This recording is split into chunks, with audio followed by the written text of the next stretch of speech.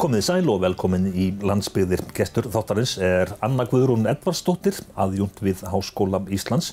Hún hefur rannsakað byggðaþróun á Austurlandi, Vestfjörðum, annars vegar og svo hins vegar á Skotlandi. Velkomin. Já, takk fyrir.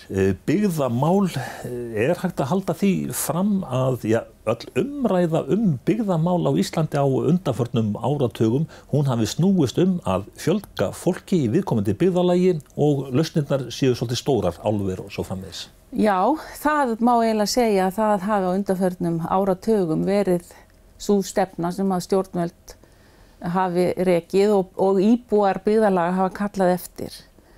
Að við getum bara tekið skuttóravæðinguna á sínum tíma.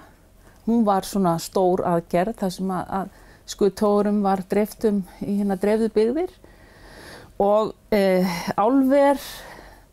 álversuppbygging og jafnvel líka þekkingarsamfélagið og annað að þetta átti að vera svona svolítið stórar aðgerðir og markmiðið hefur alltaf verið einhvern veginn að fjölga fólki. Og koma með stórar lausnir. Já, og þessar stóru áttu að gera það. Og við erum svolítið í raun og veru ennþá þarna, þó mér finnist það vera aðeins að breytast. Hvernig þá? Hvaða breytingar skynjar þið? Ég skynja þessar breytingar með verkefni Byggðastofnunar sem heitir Brothættar byggðir, þar sem að verið að vinna með samfélög sem hafa átt undir högg að sækja og þá verið að ná fólkinu á svæðinu, fólkinu í byggðarlaginu, í samfélaginu inn og það unnið með þeirra vilja hvaða leið þetta fólk vill fara í uppbyggingu síns samfélags. Og það svona svolítið ný nálgun á byggðaþróunina. Það svona svokallað bottom-up aðferðir í staðinn fyrir að það komi alltaf ofan. Svo við var að víkjum að þinni doktorsritgerð, þú rannsakaðir byggðaþróun á Vestfjörðum, Austurlandi og svo eyjar á Suður Skotlandi. Hvers vegna tókstu þetta fyrir? Já, ástæðan fyrir því að ég vel að skoða Austfirði og Vestfirði að ég að skoða uppbyggingu þekkingarsamfélagsins á þessum stöðum og Vestfirðir og Austfirðir hafa það sameiginlegt að þeir hafa ekki háskóla á svæðinu. Heldur fólk sem vill stunda háskólanám, það þarf annaðhvort að flytja af svæðinu í nærliggjandi háskóla eða taka nám í gegnum fjarnám, sem mjög margir gera. Og svo vel ég Suðureyjar eða Western Isles, Outer Hebrides eyjarnar á vesturströnd Skotlands því að þeir hafa verið í svona svipuðum vandamálum getum við sagt eins og landsbyggðin á Íslandi að fólk að flytjast frá eyjunum, sérstaklega ungt fólk og konur og svo uppbygging heitir University of Highlands and Islands, þar sem að þar stofnaður háskóli í hálöndunum og eyjunum, þar sem að allar stofnanir, háskólastofnanir og rannsóknarstofnanir fara í einn háskóla sem svona regnhlífar háskóli og eru sem sagt að vinna saman. Þetta eru 13 svona partnerar eða samstarfsaðilar sem mynda þennan háskóla. Þannig að Skotar þeir hafa veðjað svolítið á og leysa byggðavandann með því að efla háskólasamfélagið eða þekkingarsamfélagið. Já, þeir hafa gert það með þessu og þeir sáu það fyrir sér að svona háskóli myndi tengjast, stofnanir myndi tengja sín á milli og að þeirra nálgun varðandi nám í gegnum fjarnám eða blandaða aðferðir, bæði fjarnám og staðnám og þeir bjóða alveg allt frá grunnnámi og allt upp í doktorsnám á þennan hátt sko. En þeir reyna líka kannski að dreifa kröftunum þannig að ef þú að Orkneyjum þar getur þú stundar námi í norrænni fornleifafræði og þú getur þá valið annaðhvort að flytjast á staðinn eða gera það í gegnum fjarnám hvar sem þú býrð í heiminum í raun og veru. Ef við tökum þá bara þína doktorsritgerð og byrjum þá bara, eða bara förum á öftustu blaðsíðuna, þar sem að tillögurnar eru listaðar upp. Þú leggur til sem sagt eftir þínar rannsóknir að það verði sem sagt stofnaðir samfélagssjóðir á hverjum stað, eða bara byggðaþróunarsjóðir. Já, ég færi rök fyrir því að það best sé að hvert samfélag sé svona ein eining, ekki heilt svæði. Samfélög innan hvers svæða eru mjög ólík. Þannig bara Flateyri er Flateyri. Já, og það þarf þá að vinna með þessi samfélög út frá þeirra forsendum. Og það sem að Skotar gerðu er það að hálöndin og eyjarnar eru mjög mikið í eigu svona lágvarða sem að búa jafnvel bara í London eða einhvers staðar annar staðar. Og sveitafélag, þetta gerðist á 18. öld þegar að fólk var rekið af jörðum sínum af því að lágvarðarnir vildu stunda veiðar eða ætluðu að nota þetta sem beitiland og svo framvegis. En núna hefur það frá 2003 þá var sett í lög að Skotar geta, að sveitafélög geta sem sagt keypt landið sem að þau eru á eða tilheyri þeim ef að þau geta sýnt fram á sjálfbærni, hvernig þau munu nýta landið á sjálfbæran hátt. Og þá verður sem sagt þessi lágvarður eigandinn að selja. Og þannig hefur stór hluti af landsvæðunum komist í hendur fólksins. Og það sem að Skotar hafa gert er þeir hafa stofnað samfélagssjóði. Þannig þetta rennur ekki undir forræði sveitarstjórnarmann á hverjum stað, heldur það samfélagssjóðir, það fólkið sem að ræður því myndar stjórn og ræður því í raun og veru hvernig landið þeirra auðlind er nýtt. En þessi samfélagssjóður, við getum alveg eins kallað það bara auðlindasjóð eða hvað, Vestfirðingar, þeir hafa sjóinn og austfirðingar líka. Hverjar eru tekjur þessara sjóða? Já, það getur náttúrulega verið umtalsverðar, en ég sé þetta svona fyrir mér með tillögur að við myndum geta það var þetta að byrja á því að hvert samfélag fengi sinn byggðakvóta inn í svona samfélagssjóð, þar sem að fólkið er að taka ákvörðun sjálft það hvort og þá hvernig auðlindin verði nýtt. Og jafnvel líka eins og fyrir vestan og austan firðirnir sem að eru núna verið náttúrulega núna varðandi laxeldið mikil umræða að í raun og veru ættu firðirnir því að fólkið, það eru stjórnvöld sem ekki fólkið á staðnum sem að ráða því hvort og hvernig firðirnir eru nýttir. En ég tel að með því að setja þá inn í svona samfélagssjóði og það sem eru ákveðna reglur og allt þetta því, að þá myndi fólkið hafa valdið til þess að ákveða hvernig þið vilji hafa þessa uppbyggingu sem þegar er hafin.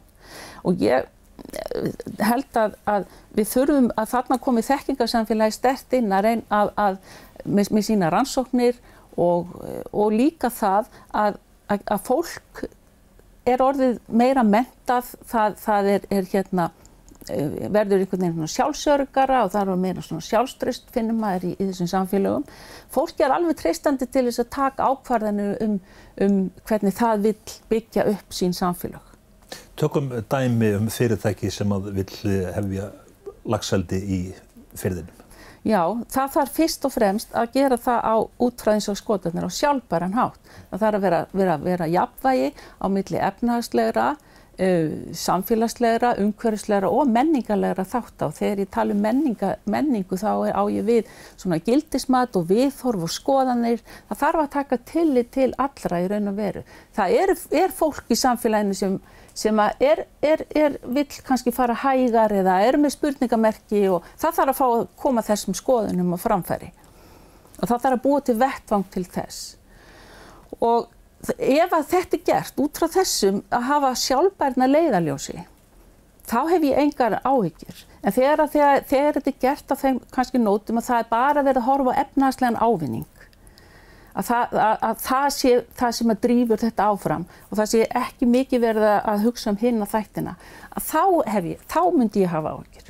Eru dæmi til dæmis frá Skotlandi þar sem að fyrirtæki hefur komið inn með fyrirspurni til þá sveitafélags sem að á við vandað etja, íbúum fækkar og svo framvegis, þar sem íbúarnir bara sögðu bara nei takk fyrir, nei við viljum ekki þetta? Já, ég þekki dæmi til þess að eitt sveitafélag sem ég þekki ágætlega vel til, leiðbeinandi minn frá Skotlandi býr þar, að það eitt af því fyrstu sveitafélögum sem fóru þessa leið að kaupa landi og setja það í samfélagssjóð og það var mikil áhugi fyrir vindmylluvæðingu eyjanna, enda mjög mikið rok þar, oft eins og hér, þetta eyja og það var stórt fyrirtæki sem vildi koma inn með risastórt vindmylluverkefni og ég veit til þess að það var haldinn fundur, menn hittust, íbúarnir hittust og ræddu málin og þau höfnuðu þessu tilboði.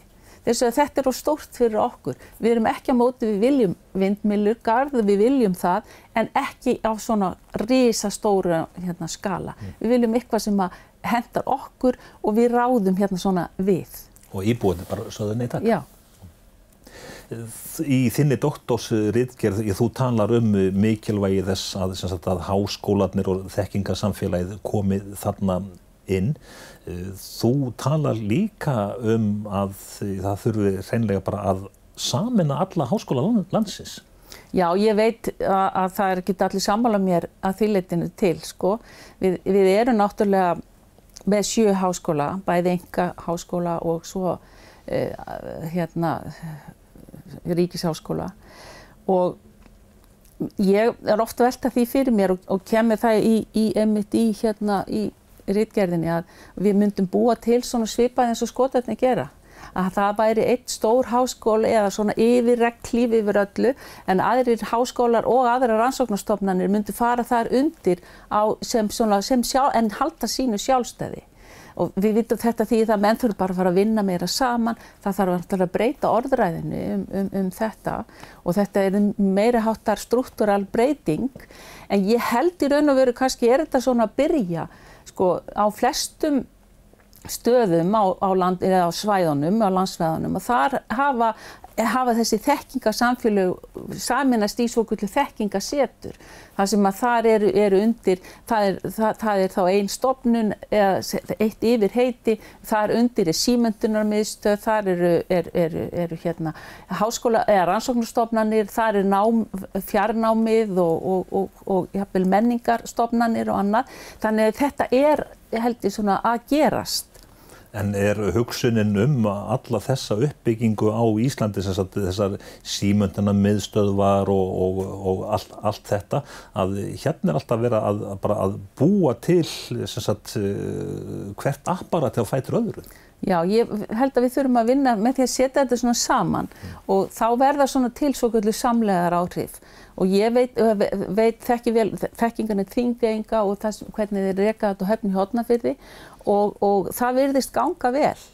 Og þeir meira sig á Höfn í Hornafirði hafa teygt sig þannig að framhaldsskólinn, Austur-Skaftafellssýslu, hann í sama húsi og Nýheimar þekkingarsetur og það samstarf þar á milli rannsóknarstofnananna og við nemendur og annað slíkt. Þannig að þetta held ég að verði sé svona ídeal nálgun á þessum málaflokki.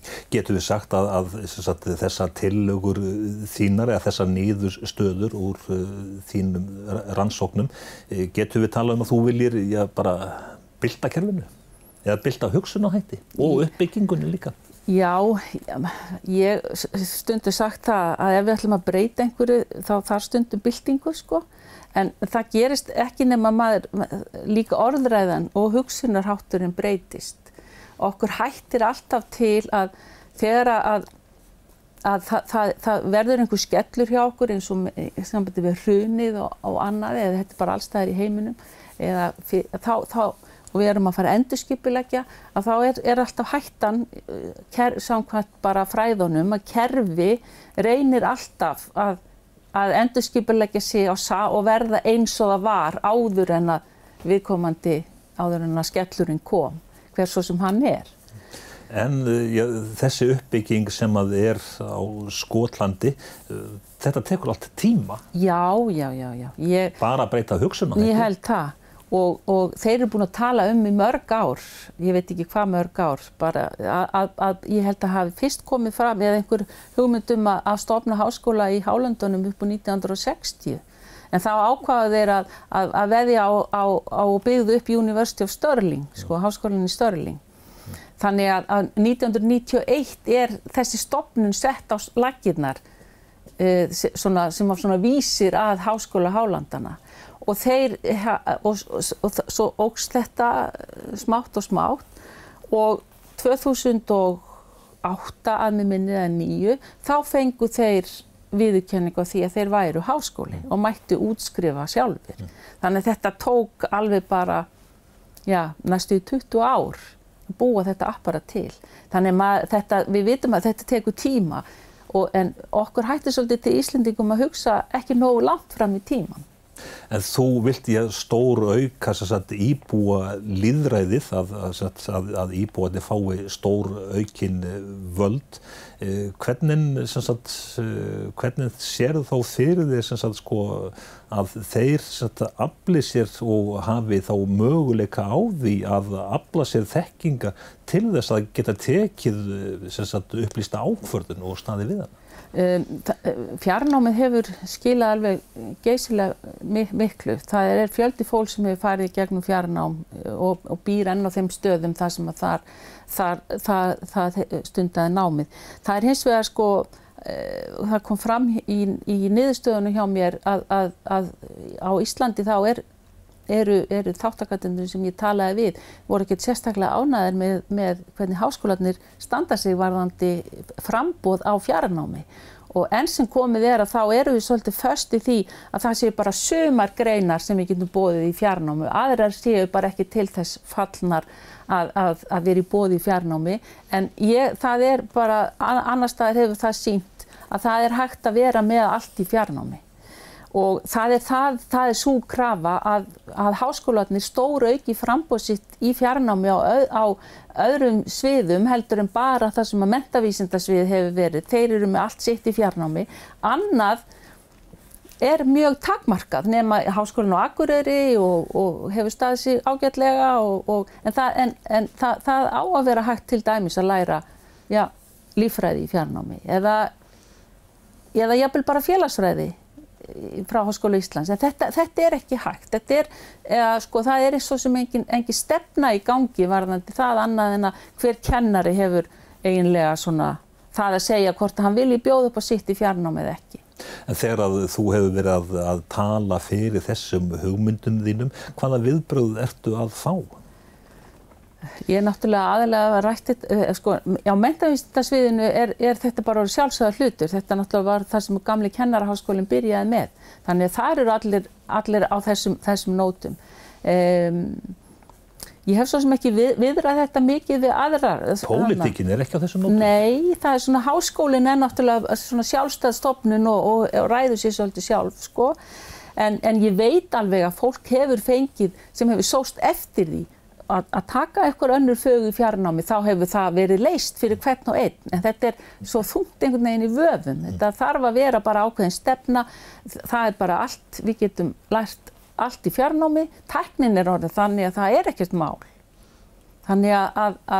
Þannig eflist fólkið og með því að búa til vettvang það að fólkið, að það sé búna til svona samfélagsáætlanir á hverju samfélagi, þannig að menn ræðum eitthvað annað heldur en bara hvar að vera grænsvæði, heldur vinni að því að í hvers konar samfélagi vil ég búa. Þegar þú ert að tala samfélagsáætlanir, það ekki það þá bara nokkuð svona bara byggðaáætlun sem við þekkjum? Jú, það það. Það bara eiginlega að taka þetta verkefni brothættar byggðir sem hefur bara verið í boði fyrir byggðir sem eigundur högg að sækja og útfæra það fyrir allar byggðir. Þannig að öll sveitarfélög eða samfélög geta farið þá leið að gera sínar eigin áætlanir og nota þessa hugmyndafræði því þar verið að vinna með fólkið og þar verið að nálgast hlutina á oft annan hátt, svokallaða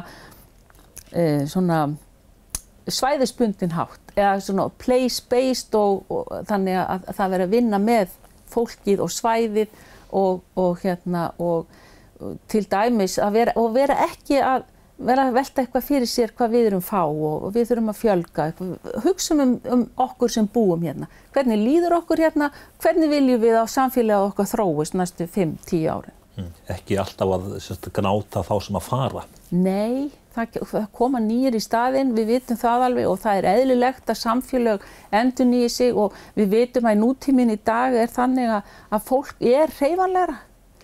Og ef við tölum bara Reykjavík og bara landið allt þá erum við í samkeppni við heiminn, ekki bara innbyrðis heldur líka við hinn stóra heim. Þegar þú varst að rannsaka Vestfirði og Austfirði og svo Suðureyjar Skotlands, við bara hverfum hingað heim Austfirðir og Vestfirðir, þegar upp staðið það í raun og veru ekki svona ósköp líkir staðir, þó við kannski tölum ofta tíðum að Vestfirði séu svo mikið sjávarpláss. Jú, og ég man eftir því að þegar í vörninni þegar ég var að verja, þá var annar andmælandinn, hann var sem sagt Íslendingur sem búsettur í Skotlandi og er þar háskólakennari. Hann einmitt talaði það sko, að ég fór af stað með það hugmynd að það væri munur á milli Austfjarða og Vestfjarða. En svo bara þegar það er að skoða aðferðirnar og aðgerðirnar sem gripið til í gegnum árin og svona, þá þetta mjög líkt. Það sem að Vestfirðir fá, það fá Austfirðingar. Það sem Austfirðir fá, svona, það fá Vestfirðingar svona að mörgu leyti. Það eru einhverja svæðisbundnar áherslur eins og með álver og svona, það út af raforkunni og því öllu saman. Og hann hafði einmitt orð á því, þau voru langt frá hver öðru, þessi svæði, en þau væru samt svo lík. Þannig að þau ekki svo ólík. En eru við Íslendingar að sjá þetta almennt svona, dagstælega? Nei, ég held að finnst þetta bara svo sjálfsagt mál. Það hefur alltaf verið svona, sko, þannig að við einhvern veginn bara, ég held ekki. En á þér svona má skilja í raun og veru að svona þér finnist við Íslendingar svona okkur vanti bara eða skorti sem sagt heildarsýn og langtímasýn í byggðamálum? Já, þetta á nú kannski við í mörgum málum. Við erum svolítið þetta 4 ára prósess einhvern veginn, sko. Það kjörtímabilið, sko. Þannig að mér finnst vant að við þurfum að horfa upp fyrir það. Og við þurfum að horfa til lengri tíma litið varðandi bara uppbyggingu á landinu og í byggðamálum líka. Að við horfum bara einhver 10-15 ár fram í tíman eða lengur. Eða lengra, sko. Þannig og gera þá einhver svona heildstæða og vinna með fólkinu því. Hvernig viljum við sjá okkar samfélag eftir 10 ár? Og þá sem sagt lykilatriði að það séu íbúarnir sjálfur sem að koma þar að. Fólki sem ætlar að búa þarna, það á að fá að hafa síðasta orðna hvernig viljum við þróast. Dæmi svona hvernig orðræðan oft á tíðum skapast að flutningur og opinberra starfa út á land. Þetta sér íslenskt fyrirbrigði? Í dag, já, ég held að þetta sé nú ekki, þetta ekki til dæmis tíðkast ekki í Skotlandi, sko, eða þar að vera að gera þetta. Það meira farið að vera meira að vinna með svæðin og að fólkið sjálft vinni að uppbyggingunni. Og það gerðist, þeir lentu líka náttúrulega í því þegar varðandi fiskveiðar. Þetta bæði landbúnaður og fiskveiði svæði, að það mjög litlar fiskveiðar orðnar eftir. Þetta allt í Evrópusambandinu og allt það, sko. Og þá gengu þeir inn í verkefni sem bara upp á 1990 sem gekk út á það að vinna með fólkið að takast á við breytingarnar sem voru að eiga sér stað. Og það það sem ég finnst við vera að gera núna með brothættum byggðum, sko. Árið 2018, eða 16 til 18. Hefur verið of einblínt á að leysa byggðavandann með störfum fyrir karla? Já, það kom alveg fram bæði hjá mér á Íslandi, hjá mér á Vestfjörðum og Austfjörðum að viðmælendirnir upplifðu það að þetta væri karllægt samfélag. Og því miður og þá eru þessi stóru lausnir sem við höfum gripið til, þær henta körlum frekar en konum. Þó svo að álverið hafi sett sér markmið og þessi að það verði 50% karlar og 50 konur þá hefur það ekki orðið. Og það þýðir, það er alveg, sko, konur geta auðvitað unnið í álveri eða einhverju stóriðju, það er ekki málið, en spurninginni vilja þær það. Og við þessar stóru lausnir, þær henta körlum betur en konum, já. Það hafa allar rannsóknir sýnt það, bæði erlendar og innlendar. Þú þekkir vel til fyrir vestan bjóst í Bolungarvík. Bara aðeins aftur fiskeldið, svona orðræðan fiskeldið og fyrir vestan. Hvernig kemur hún þér fyrir sjónir? Þannig einmitt íbúðið fyrir vestan, þeir eru í deilum við kerfið fyrir sunnan. Já, ég veit alveg það er mjög erfitt að leika þennan leik þegar að leikreglurnar eru ekki alveg klárar, eins og hefur komið fram, sko. Menn viti ekki, sko, menn eru að fara af stað með eitthvað og það er ekki vita hvernig það muni fara. Ég hef ekki áhyggjur af því að, sko, menn fari sér of geist. Ef að menn fara eftir því að þeir eru að byggja þetta upp á sjálfbæran hátt út frá þessum 4 stoðum. Ef að menn eru hins vegar að fara mjög geist af stað og horfa bara á þennan efnahagslega þá hefði ég áhyggjur. En ef við vinnum saman og það haldist í hendur og þessi jafnvægi á milli þessara 4 þátta, eins og ég sagði áðan, efnahagslegs og umhverfislegs, samfélags- og menningarlegs, þá á þetta að vera, þá munu þeir gera þetta svona eins og Skotarnir, eins og ég var að lýsa áðan með dæminu vindmyllurnar. Menn vildu ekki hafa of mikið stórt, menn vildu hafa þetta sjálfbæran hátt og fyrir sig. Anna Guðrún Edvardsdóttir, aðjúnt við Háskóla Íslands, þakka þér fyrir spjallið. Já, takk sömuleiðis.